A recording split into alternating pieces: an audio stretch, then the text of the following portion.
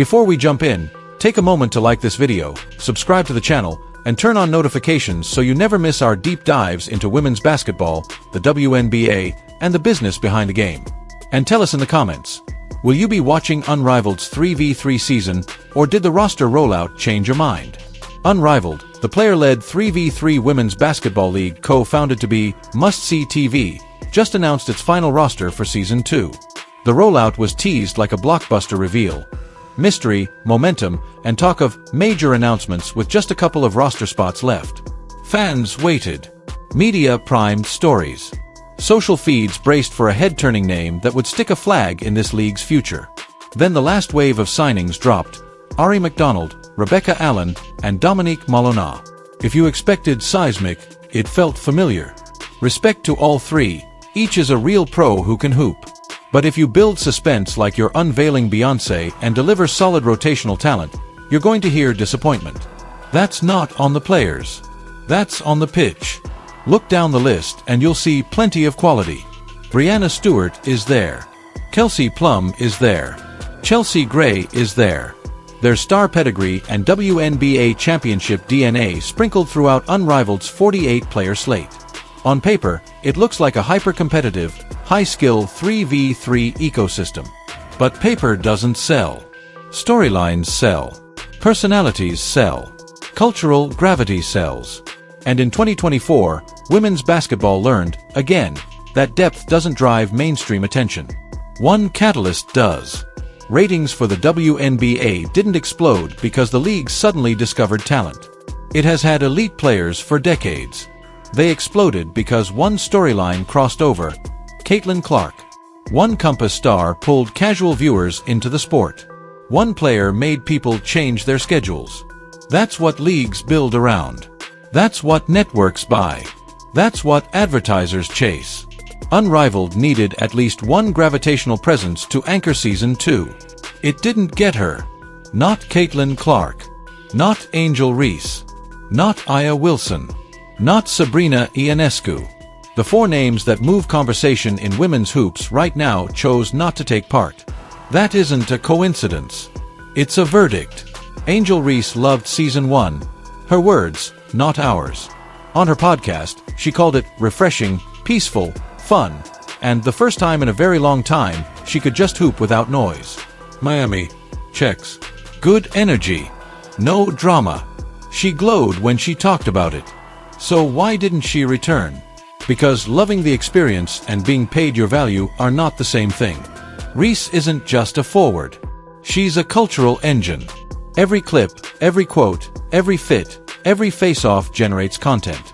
That level of attention is monetizable. It drives reach and revenue. She knows it. Everyone knows it. If you want that power in your league, you compensate it accordingly. That's not entitlement.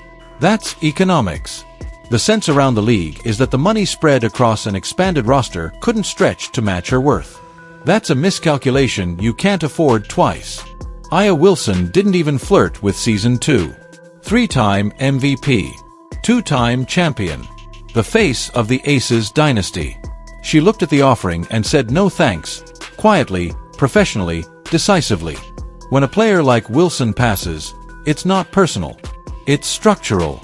It says the model didn't line up with her priorities, her preparation, her brand, or her calendar. It also signals to other stars that the ROI isn't obvious right now. Sabrina Ionescu. She made a fortune in a short Season 1 cameo, checked the box, and went back to her own schedule. There was speculation she'd return on a similar deal. She didn't. As for Caitlin Clark, no one expected her to play, but her silence was loud. She is the central force in women's basketball today.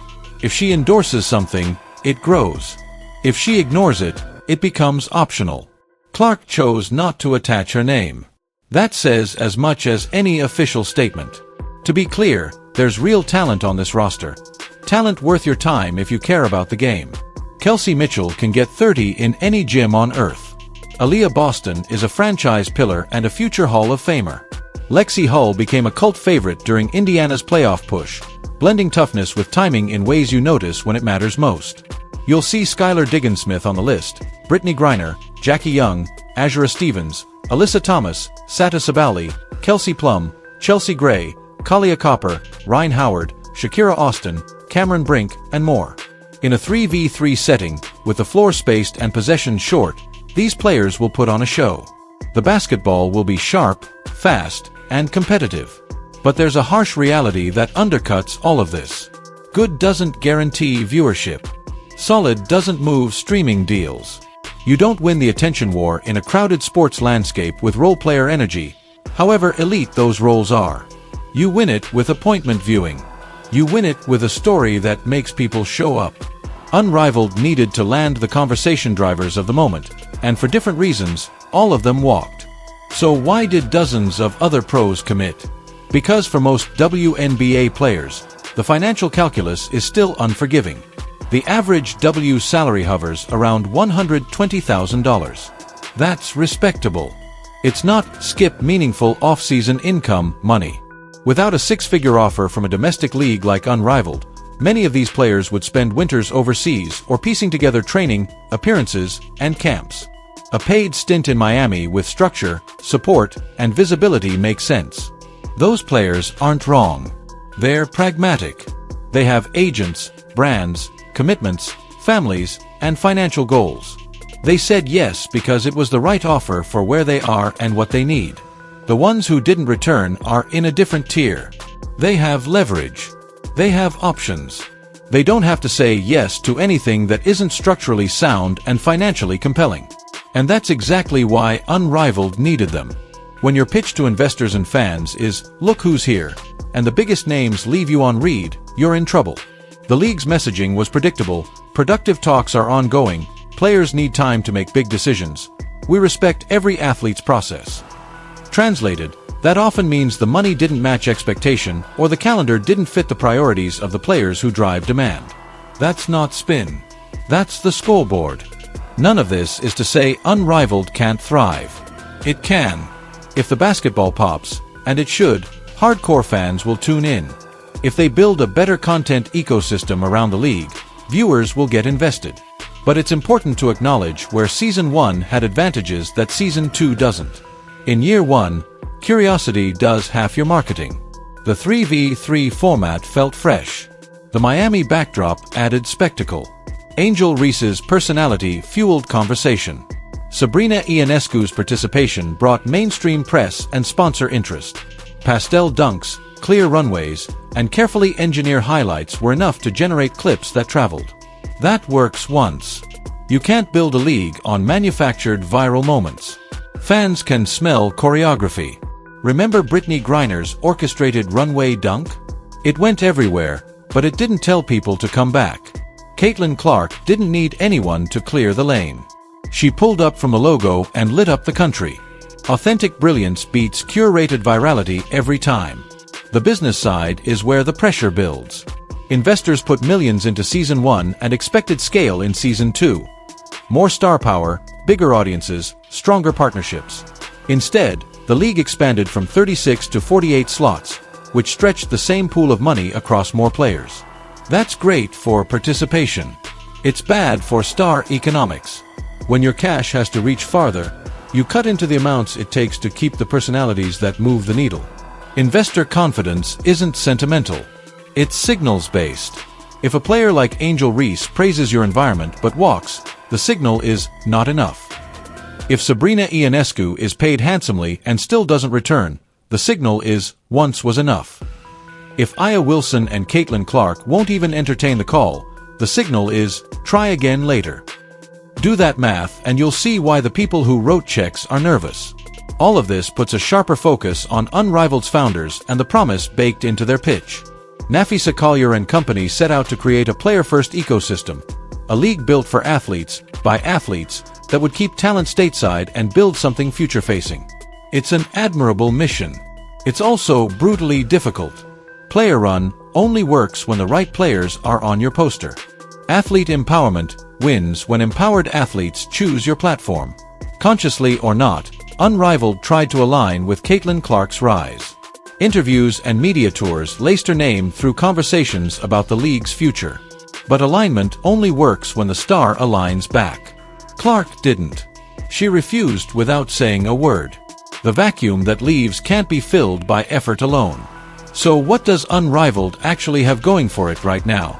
Plenty, if it leans into what it is instead of what it isn't. Basketball quality won't be a problem. 3-on-3 opens the game. Positional versatility matters. Guards like Kelsey Mitchell will cook. Bigs like Aaliyah Boston will dominate edges of the glass and carve out space. Shooters like Kelsey Plum will stretch the floor. Creators like Chelsea Gray will break it. With the right production package, tight storytelling, and smart scheduling, they can build a dedicated audience. But it will be a basketball audience. If they're still chasing cultural scale without the cultural center of gravity, they're setting themselves up to miss expectations again.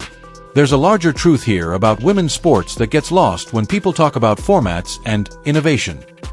Growth is real. It's staggering in places. Sold-out arenas. Mega sponsorships. Broadcast records falling. Those trends didn't happen because people discovered a math trick. They happened because the right stars arrived in the right moment with the right stories. The Stanford Dynasty. South Carolina's Empire. The Aces' back-to-back tour de force. And Caitlin Clark's inescapable aura. You can build a new platform. You can raise new funding. But you cannot skip the part where a star makes people care. Not in men's sports. Not in women's sports. Not anywhere. If Unrivaled wants to be part of where the game is going, it will have to make some hard decisions in year 2 and 3. Does it right-size the roster to concentrate resources around top-line talent? Does it build around a few recognizable faces and let the rest of the league compete for breakout status? Does it prioritize production that follows real personalities rather than trying to create them in a content lab? Does it accept being a high-end basketball product for a highly engaged audience and stop promising cultural earthquakes it can't deliver without the one player who creates them? None of this is a funeral. It's an honest inventory. The players who said yes will deliver basketball worth your time. The coaches will scheme. The highlights will pop. Miami will look like $1 million on camera. But the reaction to the roster reveal tells you everything about where attention is right now. Fans don't follow formats. They follow heroes and villains. They follow drama and arcs. Unrivaled had a chance to bring back the personalities who changed the temperature of a room. They didn't. That makes the season optional for people who weren't going to watch for pure hoops alone. If that sounds harsh, it's only because the stakes are high. Startup leagues don't get unlimited time to figure it out. Investors get impatient. Networks want ratings. Fans need a reason to commit.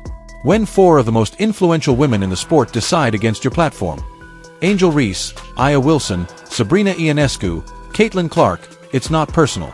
It's a market signal. And right now, the signal reads, rebuild your story. Will you watch Unrivaled this season? Do you think the league should have consolidated the roster to keep the biggest names? Should they pursue Caitlin Clark in 2026 with a blank check, or build a sustainable product that doesn't live and die on one star's availability? Drop your thoughts below. If you enjoyed this breakdown, and want more coverage of women's basketball, the WNBA, college stars making the leap, and the business decisions shaping the game, like this video, subscribe, and turn on notifications. We'll keep tracking Unrivaled's progress, the W's off-season moves, and the moments that matter on and off the court.